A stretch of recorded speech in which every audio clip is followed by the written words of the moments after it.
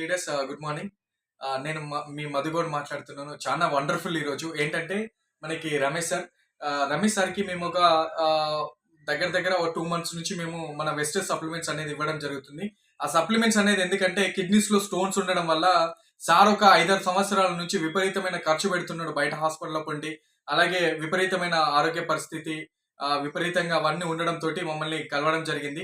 మేము మన వెస్టేజ్ నుంచి మన వెస్టేజ్ సప్లిమెంట్స్ ఇవ్వడం ద్వారా నిజంగా ఈ రోజు ఒక వండర్ఫుల్ రిజల్ట్ అనేది మీ ముందుకు తీసుకొచ్చినాం. ఇంచుమించుగా 2 మంత్స్ లో ఆ స్టోన్ అనేది పడడం జరిగింది. ఒక్కసారి సార్ మాటల్లో మనం విన్నాం.